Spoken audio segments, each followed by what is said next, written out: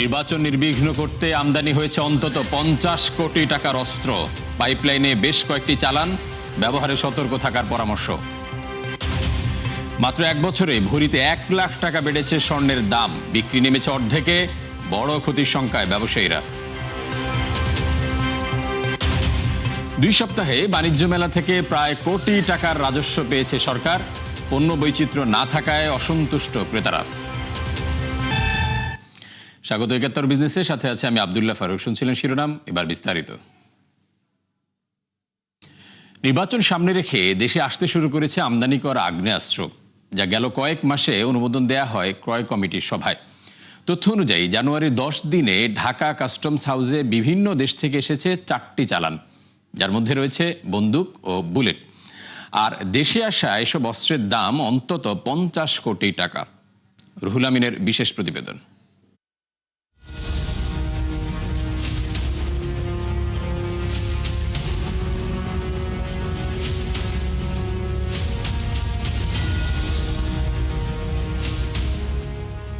এবারের নির্বাচন সুষ্ঠু করতে মাঠে থাকছে বিভিন্ন বাহিনীর প্রায় 9 লাখ সদস্য।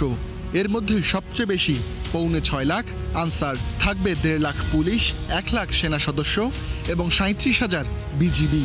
তবে নিরাপত্তা ও শৃঙ্খলা বাড়াতে এবারের বাড়তি প্রস্তুতি হিসেবে আমদানি করা হচ্ছে বেশ কিছু অস্ত্র, গেল কয়েক মাসে যার অনুমোদন দেয়া হয় ক্রয় কমিটির সভায়।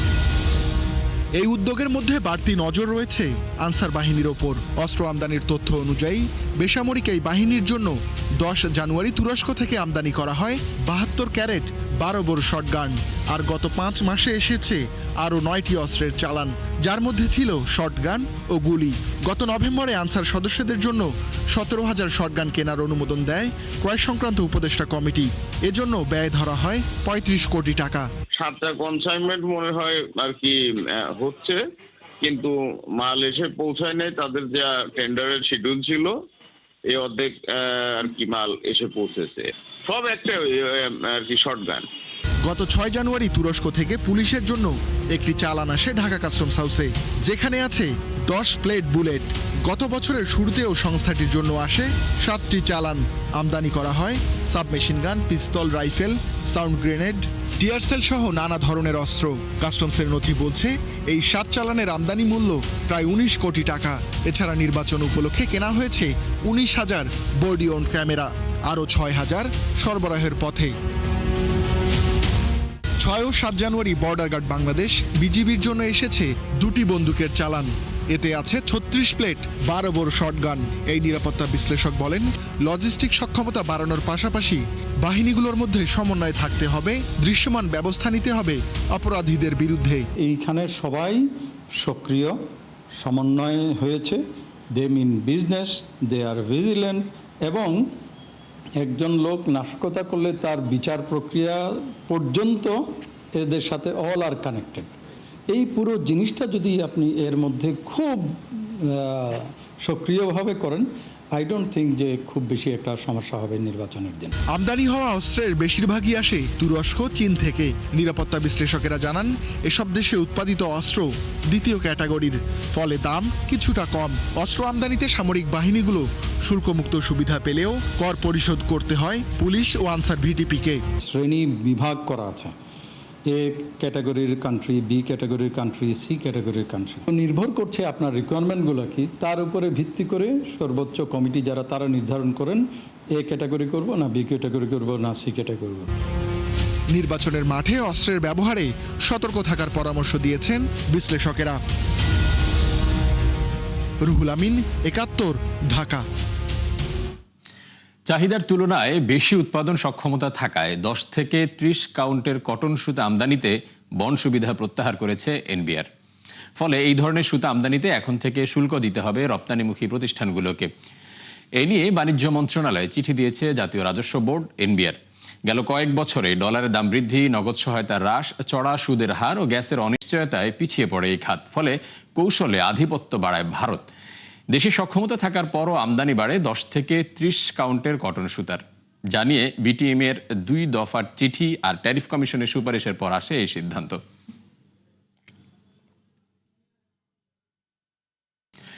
মাত্র এক বছরে ভরিতে 1 লাখ টাকা বেড়েছে স্বর্ণের দাম। আর চড়া দরের কারণে বিক্রি নেমেছে অর্ধেকের নিচে। অন্যদিকে বিয়ের মৌসুম হওয়া সত্ত্বেও মূল্যবান এই ধাতু কেনার সামর্থ্য নেই বেশিরভাগ ক্রেতার। এমন অবস্থায় উভয় সংকটে ব্যবসায়ী ব্যবহারকারীরা। বাজুস বলছে, দাম না কমলে ক্ষতিতে পড়বে বড় বিনিয়োগ। মেজবাহ হাসানের রিপোর্ট। বিয়ে উপলক্ষে অলংকার কিনতে এসেছেন দুই বোন। পরিবারের বাকি সদস্যরাও নেড়ে চেড়ে দেখছেন বিভিন্ন নকশার গহনা, কিন্তু স্বাদ ও সাধ্যের সমন্বয় ঘটাতে গিয়ে মহা সংকটে এই ক্রেতারা। দাম অনেক বেশি, তো যার কারণে আসলে আমরা চুজ করতেও সমস্যা হচ্ছে, বাজেট কাটছাট করতে হচ্ছে। সাধারণত শীত মৌসুমে বাড়ে বিয়ে সহ নানা সামাজিক অনুষ্ঠানের আয়োজন, তাই ডিসেম্বর থেকে ফেব্রুয়ারি পর্যন্ত স্বর্ণ অলংকারের চাহিদাও থাকে বেশি। কিন্তু অস্থির বাজারে হিসাব মেলাতে পারছে না কেউই।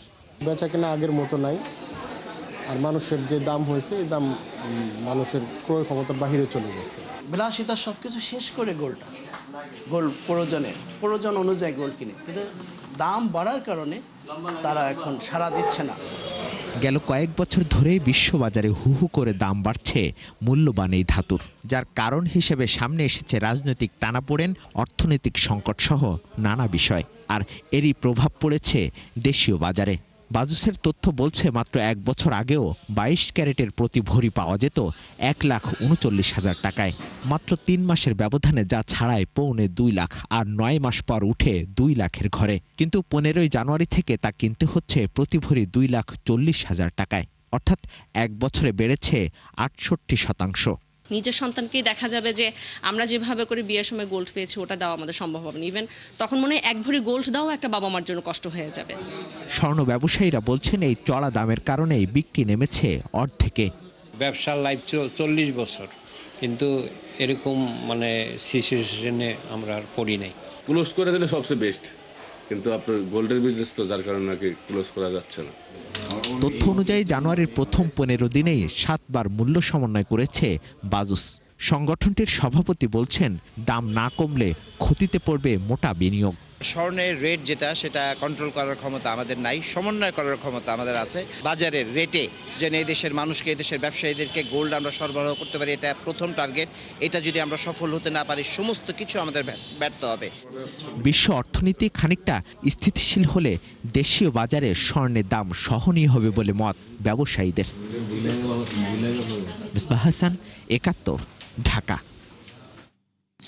দেখতে দেখতে ঢাকা আন্তর্জাতিক বাণিজ্য মেলার 2 সপ্তাহ শেষ। এবার প্রথমার্ধেই দর্শনার্থী সমাগমে জমজমাট হয়ে উঠেছে পূর্বাঞ্চলের বাংলাদেশ চীন মৈত্রী প্রদর্শনী কেন্দ্র। এতে রপ্তানিমুখী শিল্পের উদ্যোক্তারা সন্তুষ্টি প্রকাশ করলেও অসন্তোষের সুর খুচরা বিক্রেতাদের কণ্ঠে। ক্রেতাদের অভিযোগ, চড়া দাম আর পণ্যের নতুনত্বে ঘাটতি। এরই মাঝে সরকারের রাজস্ব ভাণ্ডারে জমা পড়েছে প্রায় 1 কোটি টাকা। রাকিব হোসেনের রিপোর্ট।